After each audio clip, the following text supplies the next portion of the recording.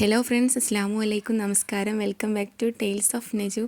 ഇന്നത്തെ ഒരു ഡ്രിങ്കിൻ്റെ റെസിപ്പിയാണ്. വളരെ ഈസി ആയിട്ട് എന്നാൽ കുറച്ച് വെറൈറ്റി ആയിട്ട് ഉണ്ടാക്കിയെടുക്കാൻ പറ്റിയിട്ടുള്ള ഒരു മുന്തിരി ജ്യൂസിൻ്റെ റെസിപ്പിയുമായിട്ടാണ് വന്നിട്ടുള്ളത്.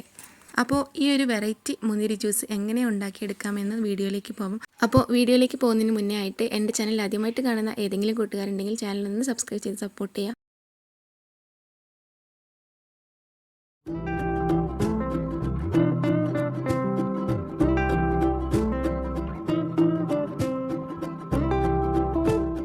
അപ്പോൾ ഞാൻ ഈ ഒരു ഡ്രിങ്ക് ഉണ്ടാക്കിയെടുക്കാനായിട്ട് 1/2 കിലോ മുന്തിരിയാണ് എടുത്തിട്ടുള്ളത്.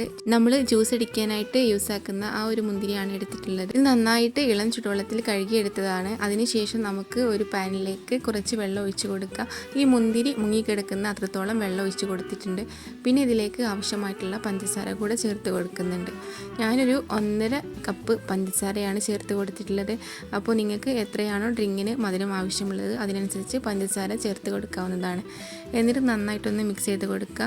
അതിനുശേഷം ഫ്ലെയിം ഓണാക്കുക. എന്നിട്ട് അടച്ച് വെച്ചിട്ട് വേവിച്ചെടുക്കുക. നമ്മൾ സാധാരണയായിട്ട് ഉണ്ടാക്കിയെടുക്കുന്നതിനേക്കാളും കുറച്ചൊരു വെറൈറ്റിയാണ്. പിന്നെ ടേസ്റ്റ് വൈസ് നോക്കുകയാണെങ്കിലും നല്ല ടേസ്റ്റാണ്.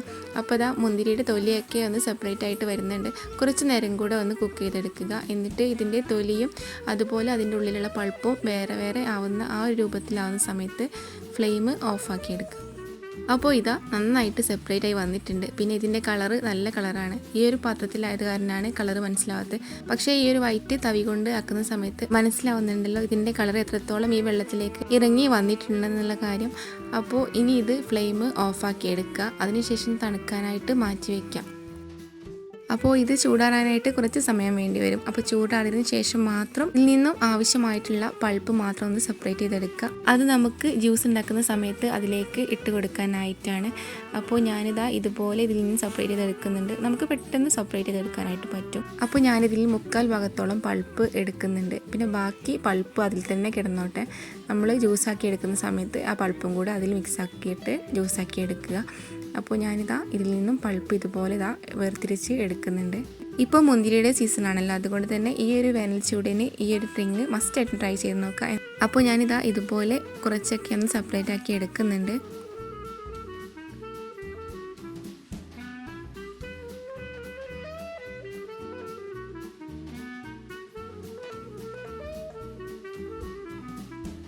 അപ്പോൾ ഞാനിതാ 1/4 ഭാഗത്തോളം അതിൻ്റെ പൾപ്പൊക്കെ സെപ്പറേറ്റ് ആക്കി എടുത്തിട്ടുണ്ട്. ഇനി ബാക്കിയുള്ള ആ ഒരു വെള്ളവും അതുപോലെ തന്നെ അതിൻ്റെ തൊലിയും ബാക്കിയുള്ള പൾപ്പും കൂടെ ഒരു മിക്സിയുടെ ജാറിലേക്ക് ഒഴിച്ചു കൊടുക്കുക. പിന്നെ ഇതിലേക്ക് ഞാൻ ഒരു കുഞ്ഞു പീസ് ഇഞ്ചിയാണ് ഇട്ട് കൊടുക്കുന്നത്. തൊലിയൊക്കെ കളഞ്ഞിട്ട് ഇട്ട് കൊടുക്കുന്നുണ്ട്. പിന്നെ കുറച്ച് ഐസ് ക്യൂബ്സും കൂടെ ഇട്ട് കൊടുക്കുക. ഇതിലേക്ക് പാലിൻ്റെ ആവശ്യമൊന്നുമില്ല. പിന്നെ ഇതൊന്ന് അരിച്ചെടുക്കുക. അരച്ചെടുക്കുന്ന സമയത്ത് അതിൻ്റെ കുരുവൊന്നും അരഞ്ഞ് കിട്ടാത്ത ആ രൂപത്തിൽ വേണം അരച്ചെടുക്കാനായിട്ട്. അതായത് ഹൈ സ്പീഡിലിട്ടിട്ട് കുറേ നേരം അരച്ചെടുക്കേണ്ട ആവശ്യമില്ല. ഇതുപോലെ ഒന്ന് അരച്ചെടുത്താൽ മതിയാവും. അപ്പോൾ കുരുവൊന്നും അതിൽ പെടില്ല. എന്നിട്ട് ഇതൊന്ന് അരിച്ചെടുക്കുക. ഇനി നമുക്ക് ഇത് വേണമെന്നുണ്ടെങ്കിൽ ഫ്രിഡ്ജിൽ വെച്ചിട്ട് കുറച്ചും കൂടെ ഒന്ന് തണുപ്പിച്ചെടുക്കാം. പിന്നെ നമ്മൾ ഐസ് ക്യൂബ്സ് ഇട്ടത് കൊണ്ട് വലിയ തണുപ്പിൻ്റെ ആവശ്യം ഉണ്ടാവില്ല. പിന്നെ ഞാനിതാ സെർവ് ചെയ്യാനുള്ള ഗ്ലാസ്സിലേക്ക് കുറച്ച് ഐസ് ക്യൂബ്സ് ഇട്ട് കൊടുക്കുന്നുണ്ട്. അതിനുശേഷം നേരത്തെ മാറ്റി വെച്ചിട്ടുള്ള പൾപ്പിൽ നിന്നും ഒരു 2 സ്പൂണ് ഇതിലേക്ക് ഇട്ട് കൊടുക്കുക. മുന്തിരി വേവിച്ചിട്ട് ഇതുപോലെ ജ്യൂസ് ഉണ്ടാക്കിയിട്ട് അതിൻ്റെ പൾപ്പിട്ടിട്ട് ജ്യൂസ് ഉണ്ടാക്കി കുടിക്കുന്ന സമയത്ത് കഴിക്കാൻ കിട്ടുമ്പോൾ പ്രത്യേക ടേസ്റ്റാണ്. പിന്നെ നിങ്ങൾക്ക് വേണമെന്നുണ്ടെങ്കിൽ ആ മുന്തിരിയുടെ പൾപ്പിലുള്ള സീഡ് ഒഴിവാക്കിയെടുക്കാവുന്നതാണ്. പക്ഷേ ആ സീഡിന് ഒരുപാട് ഗുണങ്ങളുണ്ട്. രക്തം വർദ്ധിക്കാനും ഒക്കെ മുന്തിരിയുടെ സീഡ് നല്ല ഉപകാരപ്രദമാണ്. അതുകൊണ്ട് ഒഴിവാക്കാത്തതാണ് നല്ലത്. പിന്നെ ഞാൻ അരച്ചെടുത്തിട്ടുള്ള ജ്യൂസ് ഇതിലേക്ക് ഒഴിച്ചു കൊടുക്കുന്നുണ്ട്.